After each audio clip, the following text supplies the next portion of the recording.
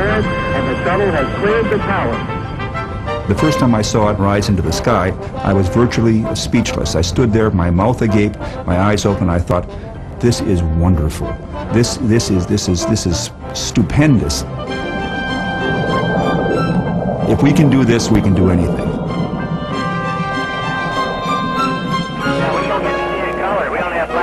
The world could now watch as the shuttle launched communication satellites into orbit.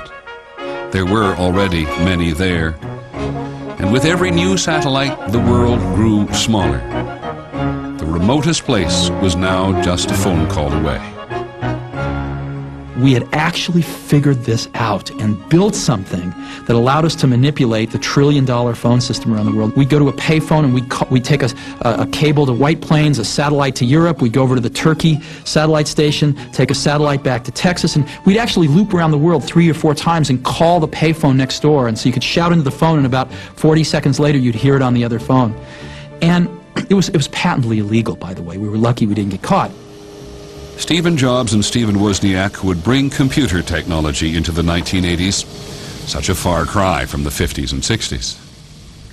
The computers at that time were as big as this room we're in right now, if not bigger. They were custom made. You could not just go out and buy a computer. They were enormous instruments, enormously expensive. Developed by the military but also put to use by the bureaucracy, computers, some Americans worried, could be used by the government to monitor or even control the lives of its citizens. Just like Big Brother in George Orwell's most famous novel. It was in 1948 when Orwell wrote 1984. But he was overly gloomy about the resilience of democracy. Wozniak and Jobs and their fans had a dream: make computers available to all Americans. There was going to be a computer in every home, and it was going to change the world. We talked about how people were going to be empowered. I listened to people who were excited about the revolution. We talked about it as being a revolution. And there were a lot of people like me who somehow wanted their own computer that they owned. When cheap microchips became available, Wozniak and Jobs decided to build the computer that everybody was looking for. We were forced to start this company. We didn't really want to, but everybody wanted these computers.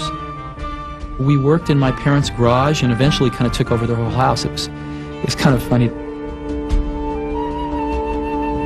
Their first efforts were Apple I and the popular Apple II, launched in 1977. They made the computer affordable.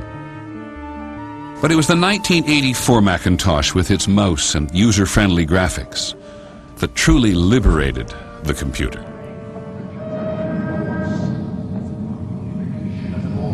On January 24, Apple Computer will introduce Macintosh. And you'll see why 1984 won't be like 1984. We shall prevail. The explosion of personal computers onto the market seemed to liberate technology. For one thing, ordinary citizens began to dream of going into space themselves. I think most people had come to believe that spaceflight was absolutely safe. Pretty soon, civilians of all sorts will take these flights to begin this bus service, which was the shuttle. The first civilian chosen was a teacher, Krista McAuliffe. Oh, that's great! I love it! The New Hampshire mother of 2 small children joined the crew of the 25th shuttle mission.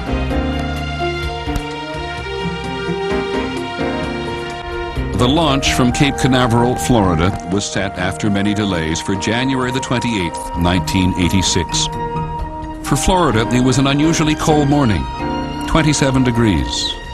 T-minus 15 seconds. We were quite surprised to hear that the countdown was proceeding ahead. No shuttle had been launched in weather that cold. 7, 6. We have main engine start. 4, 3, 2, 1, and liftoff. Liftoff of the 25th Space Shuttle mission. As the shuttle cleared the tower, And the first shock waves of sound began to pound the press grandstand, the roof bouncing up and down, the plywood under your feet bouncing, the shock waves hitting your chest. At that point, we were all standing up, we were all screaming our heads off, go. I mean, and any sense of professional composure was lost.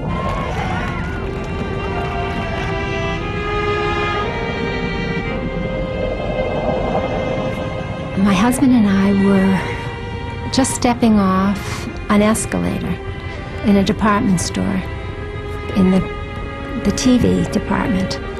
So we stopped to watch. And there were 100 sets all on the same scene. And we watched it go up. And then all of a sudden, poof!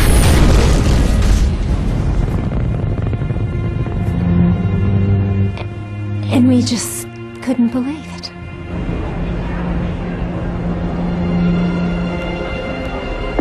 Flight controllers here looking very carefully at the situation.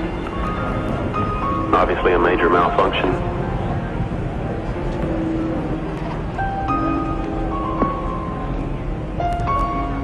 I felt a sense of utter cold doom virtually flow over me. That massive, huge 2,000-ton vehicle had been shredded into tiny little pieces, almost like confetti. It was caused not by high-tech computer failure, but by the simplest gasket which had contracted in the cold. Just for those lives to be gone in a flash, just gone. It's unbelievable.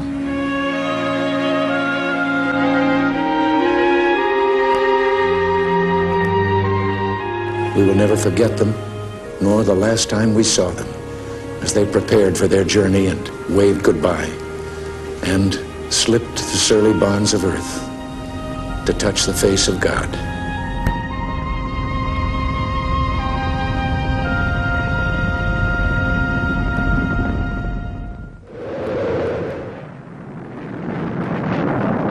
The 1980s was a decade of pushing boundaries.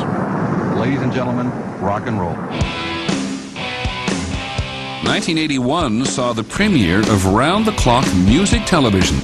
It was great. My mom thought MTV was the spawn of Satan. The PTL Television Network presents... Competing for the attention of television viewers was a new breed of televangelists who preached a mixture of old-fashioned religion and modern entertainment. They attracted about 90 million viewers a week.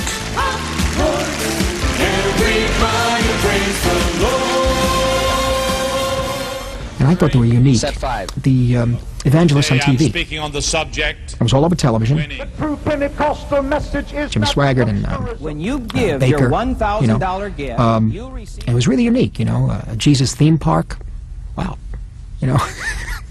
I mean, of course, I didn't buy into it, but that was the mood of the country. That was the mood, the way things were going.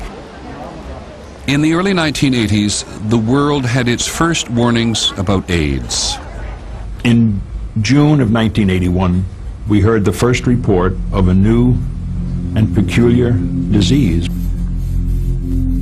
We called it slim disease for a while, and we called it other things for a while.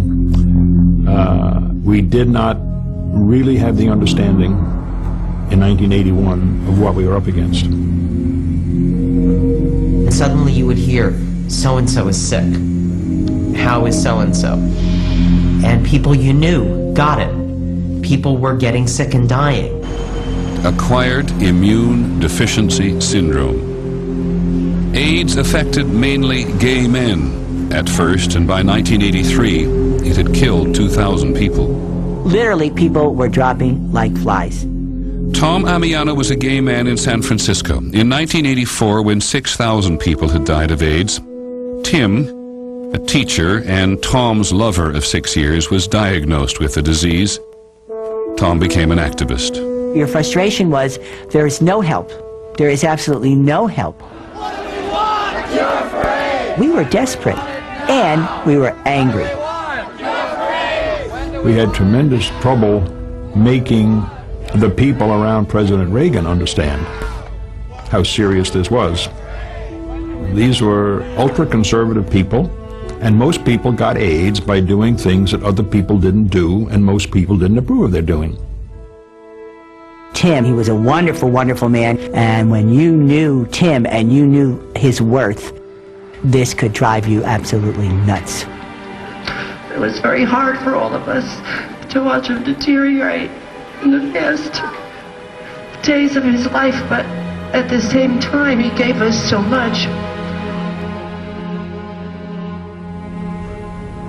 By 1985, more than 12,000 people had died. One of them was the movie idol Rock Hudson. Rock Hudson's death took AIDS out of the shadows. AIDS affected anybody, rich and poor, young and old, men and women. When Allie Gertz got AIDS from an encounter with a bisexual lover, she became emblematic of the disease's spreading danger. Allie Gertz was my best girlfriend. Allie gave me a big lecture. Tori, you be careful. You take care of yourself. And that night she went home early. And 2 weeks later, she ended up in the hospital. Someone did a very simple blood test and realized she had full-blown AIDS and she had pneumocystis pneumonia. People magazine put her on the cover of the magazine, and it sold more issues than any issue that year. All of a sudden, she was everybody's little sister, best friend, daughter. She wasn't a drug user, she wasn't promiscuous. It didn't matter who you were. All it meant was that you could fall in love with someone, and that was the fatal mistake. Giles Booger, Stephen Clover, Anthony Martin Giugiani. In 1987, people who had died of AIDS got their memorial. A quilt which showed the magnitude of the nation's loss. More than 40,000 Americans. Alex Murphy, Jerry Parker. I think that for my generation, AIDS was the equivalent of World War II. It was a cataclysmic event. It was a wake-up call. We had pushed the boundaries of behavior so far. And here was nature coming up with a way to say, you've gone too far. And our dear son, Dr. James Holland III. By the end of the decade, almost 100,000 people had died in the battle with AIDS, and it was not over.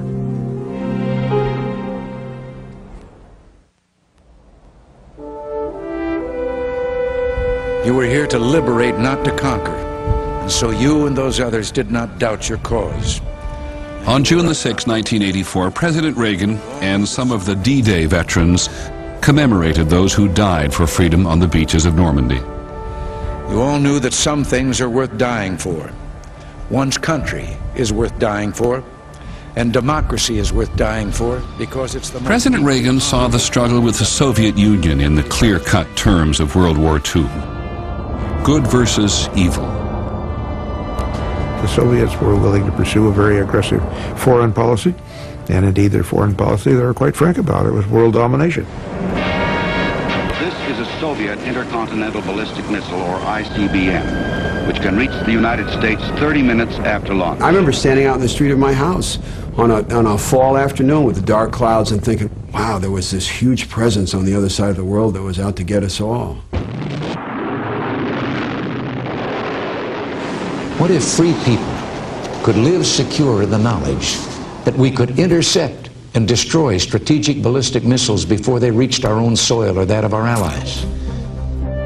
The President's Strategic Defense Initiative, SDI, or Star Wars, was part of his effort to neutralize communism everywhere.